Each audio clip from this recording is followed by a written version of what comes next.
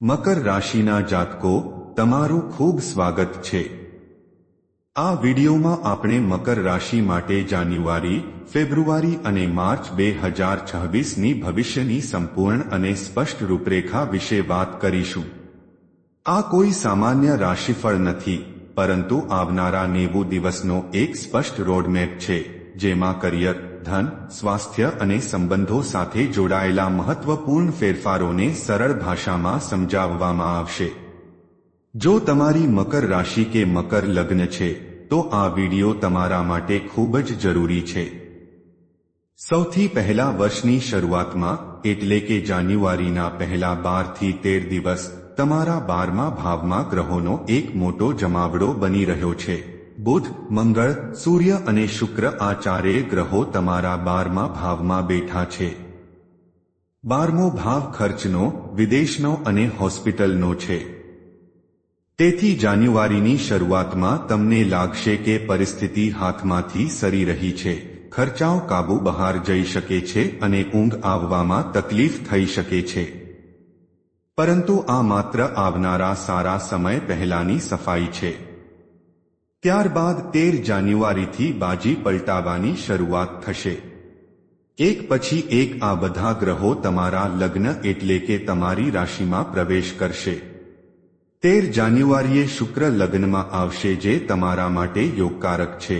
14 જાન્યુઆરીએ સૂર્ય, જે તમારા આત્મસન્માનના કારક છે, તે લગ્નમાં આવશે અને સૌથી મોટી ઘટના 16 જાન્યુઆરીએ બનશે, જ્યારે મંગળ મકર રાશિમાં પ્રવેશ કરશે અને ઉચ્ચના થઈ જશે। જ્યોતિષમાં આને રૂચક મહાપુરુષ યોગ કહેવામાં આવે છે। મકર રાશિમાં મંગળનું ઉચ્ચ થવું એટલે તમને અજેય બનાવવા। તમારી એનર્જીનું લેવલ આસમાને પહોંચી જશે। ત્યારબાદ આવે છે ફેબ્રુઆરી મહિનો। ફેબ્રુઆરીમાં આ બધા ગ્રહો આગળ વધીને તમારા બીજા ભાવમાં એટલે કે કુંભ રાશિમાં જશે, જ્યાં રાહુ પહેલાથી જ બેઠા છે। વિચારો, રાહુ જે ધુમાડો અને લાલચ છે, તેની સાથે સૂર્ય, મંગળ, બુધ અને શુક્ર મળી જશે। 5 ગ્રહો તમારા ધન ભાવમાં હશે। આને અમે અંગારક યોગ અને ગ્રહણ દોષનો મિશ્રિત પ્રભાવ કહીએ છીએ। તેનો અર્થ છે પુષ્કળ સંપત્તિ, એટલે કે અચાનક ઘણો બધો પૈસો મળવો, પરંતુ સાથે જ મોટો વિવાદ એટલે કે પરિવારમાં ભયંકર ક્લેશ પણ થઈ શકે છે। તો સામાન્ય રીતે જાન્યુઆરી તમને પાવર આપશે, ફેબ્રુઆરી તમને પૈસા આપશે પરંતુ જોખમ સાથે, અને માર્ચ તમને સ્થિરતા આપશે કારણ કે 11 માર્ચે ગુરુ માર્ગી થઈ જશે। હવે તમારી ડાયરી ખોલી લો, હું તમને તારીખ પ્રમાણે જણાવવા જઈ રહ્યો છું કે શું થવાનું છે। જાન્યુઆરી મહિનો 2 ભાગમાં વહેંચાયેલો છે। 1 થી 12 જાન્યુઆરી સુધી સાવધાન રહો કારણ કે 12મા ભાવમાં ગ્રહોનો જમાવડો છે। જો તમે વિદેશ જવાનું વિચારી રહ્યા છો અથવા વિઝા એપ્લાય કરવાના છે, તો આ સમય સારો છે। તમારું મન અધ્યાત્મ અને સાધના તરફ વળશે। પરંતુ આ દરમિયાન સ્વાસ્થ્યનું ધ્યાન રાખો, જૂના રોગો જે દબાયેલા હતા તે અચાનક બહાર આવી શકે છે। પરંતુ 13 જાન્યુઆરી પછી જાદુ શરૂ થાય છે। 13 તારીખે શુક્ર તમારા લગ્નમાં આવી રહ્યા છે। શુક્ર તમારા 5મા અને 10મા ભાવના માલિક છે। જેવા શુક્ર લગ્નમાં આવશે કે તમારા ચહેરા પર ચમક આવી જશે અને લોકો તમારા તરફ આકર્ષિત થશે। વિદ્યાર્થીઓ અને કલાકારો માટે આ સમય વરદાન સમાન છે। પછી 16 જાન્યુઆરીની તારીખ માર્ક કરી લેજો। મંગળ મકર રાશિમાં પ્રવેશ કરશે। મકર રાશિમાં મંગળને સૌથી વધુ બળ મળે છે। તમારી આળસ ગાયબ થઈ જશે। તમે સવારે વહેલા ઉઠશો અને કામ પર ફોકસ કરશો। તમારા કામ કરવાની ગતિ જોઈને તમારા દુશ્મનો ગભરાઈ જશે। પરંતુ એક ચેતવણી છે, મંગળ અગ્નિ છે અને શનિ વાયુ છે, એટલે આગને હવા મળશે। તેનો અર્થ છે ગુસ્સો। તમારે તમારા ગુસ્સા પર કાબૂ રાખવો પડશે, નહીંતર બનેલું કામ બગડી શકે છે। હવે આવીએ વર્ષના સૌથી મહત્વપૂર્ણ મહિના ફેબ્રુઆરી પર। મિત્રો, ફેબ્રુઆરીમાં તમારા બીજા ભાવમાં કુંભ મેળો લાગવાનો છે। 3 ફેબ્રુઆરીએ બુધ ત્યાં જશે, 6 તારીખે શુક્ર અને 13 ફેબ્રુઆરીએ સૂર્ય ત્યાં જશે જ્યાં રાહુ પહેલાથી છે. 17 ફેબ્રુઆરીની તારીખ નોંધી લો. આ દિવસે અમાસ છે અને સૂર્ય રાહુની યુતિ પૂર્ણ રીતે સક્રિય હશે. આને ગ્રહણ દોષ કહેવાય છે, કારણ કે આ બીજા ભાવમાં એટલે કે ધન અને વાણીના ભાવમાં થઈ રહ્યું છે. તમારે બે બાબતોનું ખૂબ ધ્યાન રાખવું પડશે. પહેલું, પૈસા કોઈ તમને કહેશે કે અહીં પૈસા રોકો ડબલ થઈ જશે તો ભૂલથી પણ ના કરતા. આ રાહુનો ભ્રમ છે. ફેબ્રુઆરીમાં કરવામાં આવેલું ખોટું રોકાણ તમારા પૈસા ડૂબાડી શકે છે. અને બીજું, વાણી 23 ફેબ્રુઆરીએ મંગળ પણ અહીં આવી જશે અને અંગારક યોગ બનાવશે. તમારી બોલી એટલી કડવી અને આક્રમક થઈ શકે છે કે તમારા પોતાના ભાઈ બહેનો કે પરિવાર સાથે સંબંધ તૂટી જાય. ઘરમાં ભૂકંપ જેવી સ્થિતિ બની શકે છે. મારી સલાહ છે કે 13 ફેબ્રુઆરીથી 28 ફેબ્રુઆરી સુધી જેટલું બને એટલું મૌન રહેવું. માર્ચમાં આ તોફાન શાંત થશે. 2 માર્ચે શુક્ર મીન રાશિમાં જઈને ઉચ્ચ થશે. આ તમારા ત્રીજા ભાવમાં થશે. તમારો ખોવાયેલો આત્મવિશ્વાસ પાછો આવશે. જો ફેબ્રુઆરીમાં કોઈની સાથે ઝઘડો થયો હતો તો હવે સુધરી જશે. 3 માર્ચે 8મા ભાવમાં ચંદ્ર ગ્રહણ છે, જે થોડી માનસિક ચિંતા આપશે પણ તે કાંચલાઉ છે. સૌથી મોટી રાહત 11 માર્ચે મળશે જ્યારે ગુરુ 6ઠ્ઠા ભાવમાં માર્ગી થશે.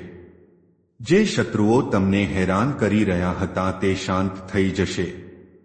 કોર્ટ કચેરીના મામલામાં જીત મળશે. નોકરીમાં જે અસ્થિરતા હતી તે ખતમ થશે. બસ 15 માર્ચની આસપાસ થોડું સાચવીને રહેવું, કારણ કે સૂર્ય મીન રાશિમાં જઈને શનિ સાથે મળશે. અહીં પિતાના સ્વાસ્થ્યનું ધ્યાન રાખવું અને તમારા બોસ સાથે વિવાદમાં ન ઉતરવું. હવે આપણે જીવનના દરેક પાસાને ઊંડાણપૂર્વક સમજીએ. સૌથી પહેલા ધન અને સંપત્તિ. મકર રાશિવાળા માટે 15 જાન્યુઆરીથી 23 ફેબ્રુઆરીનો સમય સુવર્ણ તક, ગોલ્ડન ઓપોર્ચ્યુનિટી સમાન છે. આ દરમિયાન તમે જે પણ નવું કામ શરૂ કરશો, પ્રોપર્ટી ખરીદશો કે વેચશો, તેમાં સફળતા નિશ્ચિત છે. 11મા ભાવના સ્વામી મંગળ ઉચ્ચના છે. તેનો અર્થ છે કે લિક્વિડિટીની કોઈ કમી નહીં રહે. પૈસા આવશે અને ઝડપથી આવશે. 8મા ઘરનો સ્વામી સૂર્ય રાહુ સાથે ધન ભાવમાં બેઠો છે, જેનો અર્થ છે વગર મહેનતનું ધન. તમને વસિયત, ઇન્સ્યોરન્સ કે કોઈ જૂના ફસાયેલા ફંડમાંથી અચાનક મોટો પૈસો મળી શકે છે. બસ ધ્યાન રહે કે 26 ફેબ્રુઆરીએ બુધ વક્રી થઈ રહ્યા છે, તેથી ફેબ્રુઆરીના છેલ્લા અઠવાડિયામાં કોઈ પણ ફાઇનાન્શિયલ ડોક્યુમેન્ટ સાઇન ન કરવા. કરિયર માટે આ ત્રિમાસિક બ્લોકબસ્ટર છે. ખાસ કરીને જાન્યુઆરીમાં શુક્ર લગ્નમાં આવીને રાજયોગ બનાવી રહ્યા છે.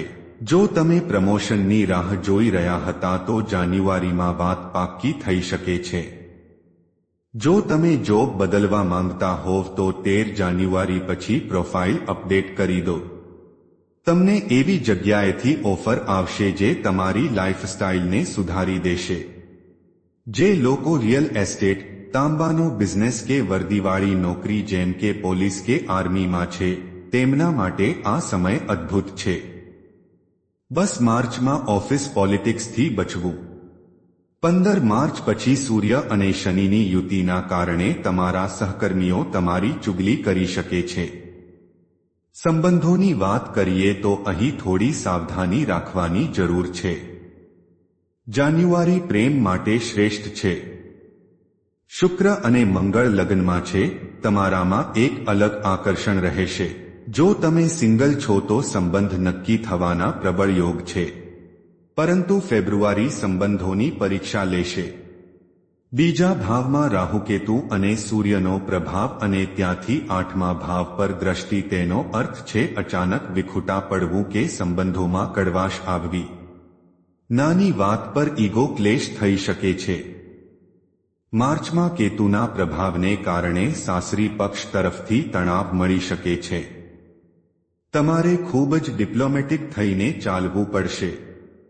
હવે હું વિડીયોના એ હિસ્સા પર આવું છું જેને ઘણીવાર જ્યોતિષમાં નજરઅંદાજ કરવામાં આવે છે, પરંતુ જે આપણા સમાજની કરોડરજ્જુ છે, આપણી માતાઓ અને બહેનો એટલે કે ગૃહિણીઓ. જો તમે મકર રાશિના ગૃહિણી છો તો 2026ના આ પહેલા 3 મહિના તમારા માટે સ્વયંની ઓળખ સેલ્ફ ડિસ્કવરીનો સમય છે. 16 જાન્યુઆરીએ જ્યારે મંગળ તમારા લગ્નમાં ઉચ્ચના થશે ત્યારે તમને મહેસૂસ થશે કે તમારામાં એક નવી ઉર્જા આવી ગઈ છે. સામાન્ય રીતે તમે બધાની સેવામાં લાગેલા રહો છો, પરંતુ જાન્યુઆરીમાં તમારું મન થશે કે હું મારા માટે કંઈક કરું. આ સમય કોઈ સાઇડ બિઝનેસ શરૂ કરવા માટેનો છે. મંગળ તમને એટલો આત્મવિશ્વાસ આપશે કે તમે ઘરના મોટા નિર્ણયો જાતે લેશો અને પરિવાર તમારી વાત માનશે પણ ખરો. તમે ઘરને બોસની જેમ મેનેજ કરશો. પરંતુ ફેબ્રુઆરીમાં તમારે થોડું સાવધાન રહેવાનું છે. બીજા ભાવમાં રાહુ અને ગ્રહોનો જમાવડો છે. ઘરમાં ખાસ કરીને સાસરી પક્ષ અથવા નણંદ જેઠાણી સાથે બોલાચાલી થઈ શકે છે. કોઈ જૂની વાત ઉખેડવામાં આવી શકે છે. રાહુ તમને ઉશ્કેરશે કે તમે જવાબ આપો, પરંતુ તમારે તમારી વાણી પર કાબૂ રાખવાનો છે. ફેબ્રુઆરીમાં તમારું મૌન જ તમારી સૌથી મોટી તાકાત હશે. માર્ચ મહિનો તમારા માટે ખુશીઓ લઈને આવશે. શુક્ર જ્યારે મીન અને પછી મેષ રાશિમાં જશે તો તમારું ધ્યાન હોમ ડેકોર પર જશે. તમે ઘર માટે કોઈ લક્ઝરી આઇટમ જેમ કે નવો સોફા, ફ્રીજ કે ગાડી ખરીદવાની જીદ કરી શકો છો અને તે પૂરી પણ થશે. મારી સલાહ બસ એટલી છે કે તમે કામ બહુ કરો છો અને પોતાની તબિયત ભૂલી જાઓ છો. જાન્યુઆરીમાં ઉચ્ચ મંગળ તમને બ્લડ પ્રેશર કે માથાનો દુખાવો આપી શકે છે. કામની વચ્ચે આરામ જરૂર કરવો. સ્વાસ્થ્યના મામલે બાકી બધા મકર રાશિવાળાએ પણ 2 અંગોનું ધ્યાન રાખવાનું છે. પહેલું, માથું. મંગળ અને સૂર્ય લગ્નમાં છે તો હાઈ બ્લડ પ્રેશર અને માથાના દુખાવાની સમસ્યા થઈ શકે છે. બીજું, આંખો અને દાંત. ફેબ્રુઆરીમાં સૂર્ય રાહુ યુતિના કારણે આંખોમાં ઇન્ફેક્શન કે દાંતમાં દુખાવો થઈ શકે છે. અને હા, જાન્યુઆરી અને માર્ચમાં ગાડી ખૂબ ધીમે ચલાવવી, વાગવાના કે ઈજાના યોગ છે. મકર રાશિ એક મોટો શબ્દ છે, પરંતુ તમારી અસલી ભવિષ્યવાણી તમારા જન્મ નક્ષત્ર પર નિર્ભર કરે છે. અમારા ડેટા મુજબ જુઓ તમારા નક્ષત્ર શું કહે છે. જો તમારો જન્મ ઉત્તરાષાઢા નક્ષત્રમાં થયો છે તો 2026માં તમને કોઈ મેન્ટર કે ગુરુ મળશે. ખાસ કરીને જો તમે આ નક્ષત્રના બીજા ચરણમાં છો તો જે શારીરિક પીડા તમને 2025માં પરેશાન કરી રહી હતી તેનો કાયમી ઇલાજ આ સમયગાળામાં મળી જશે. જો તમે શ્રવણ નક્ષત્રના છો તો આ ચંદ્રનું નક્ષત્ર છે. જો તમે તેના બીજા ચરણમાં જન્મ્યા છો તો તમારા માટે સેટલમેન્ટનો યોગ બની રહ્યો છે. જે લોકો કહેતા હતા કે મારી લાઈફ ક્યારે સેટ થશે, તેમના માટે જવાબ છે આ 3 મહિના પછી. જો તમે પહેલા ચરણના છો તો તમે તમારા કુળ માટે કોઈ એવું કામ કરશો જેનાથી બધાનું નામ રોશન થશે. જો તમે ધનિષ્ઠા નક્ષત્રના છો તો આ મંગળનું નક્ષત્ર છે. કારણ કે મંગળ ઉચ્ચના થઈ રહ્યા છે, ધનિષ્ઠાવાળા માટે આ સમય પાવરનો છે. 2025માં તમને બાળકોને લઈને ચિંતા હતી, પરંતુ 2026ના આ 3 મહિના એ ચિંતા દૂર કરશે. ધનિષ્ઠાવાળાને આધ્યાત્મિક અનુભવ પણ થઈ શકે છે. જો સમસ્યા છે તો તેનું સમાધાન પણ આપણા સનાતન જ્યોતિષમાં છે. ગ્રહોના આ ભારે પ્રભાવને સંતુલિત કરવા માટે તમારે આ વિશેષ ઉપાય કરવા જોઈએ. યાદ રાખો, ઉપાય શ્રદ્ધાથી કામ કરે છે. પહેલો ઉપાય મંગળ અને સ્વાસ્થ્ય માટે, કારણ કે મંગળ ઉચ્ચના છે અને ઉર્જા ખૂબ વધારે છે જેને દિશા આપવી પડશે. ભગવાન હનુમાનજીને એક જનોઈ અને ચણાના લોટના બેસનના લાડુ અર્પણ કરો. દર મંગળવારે અને શનિવારે હનુમાન ચાલીસાનો 8 વાર પાઠ કરો. આ તમારા આક્રમક સ્વભાવ, એગ્રેશન ને કંટ્રોલ કરશે. બીજો ઉપાય રાહુ અને ધન દોષ માટે જે ફેબ્રુઆરીમાં બહુ જરૂરી છે. જ્યારે રાહુ ધન ભાવમાં ઉપદ્રવ મચાવશે ત્યારે ભગવાન શિવનો કાચા દૂધથી અભિષેક કરો. તે દૂધમાં થોડું કેવડા જળ મિલાવી લો. શિવજીની સામે બેસીને ઓમ અઘોર સ્વરૂપાય નમઃ મંત્રનો 108 વાર જાપ કરો. આ રાહુના ઝેરને શાંત કરશે. અને ત્રીજો ઉપાય તમારા રાશિ સ્વામી શનિદેવ માટે. શનિવારની સાંજે શનિ મંદિરે જઈને કાળા અડદની દાળનું દાન કરો. ત્યાં ચૌમુખી દીવો પ્રગટાવો અને સૌથી મોટો ઉપાય છે ચેરિટી દાન. જાન્યુઆરીની ઠંડીમાં કોઈ ગરીબને ધાબળો દાન કરો. શનિદેવ આનાથી સૌથી વધુ પ્રસન્ન થાય છે.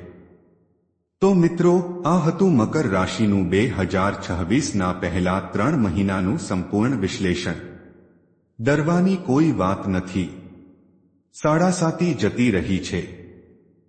હવે જે પડકારો છે તે માત્ર તમને ઘડવા માટે છે. સારાંશ એ જ છે કે જાન્યુઆરીમાં તમારા પાવરને મહેસૂસ કરો, ફેબ્રુઆરીમાં તમારી વાણી અને વોલેટ પાકીટને સીલ કરી લો અને માર્ચમાં સ્થિરતાનો આનંદ લો. યાદ રાખો, મકર રાશિવાળા થાકતા નથી, તેઓ બસ રોકાઈને આગલી હલાંગની તૈયારી કરે છે.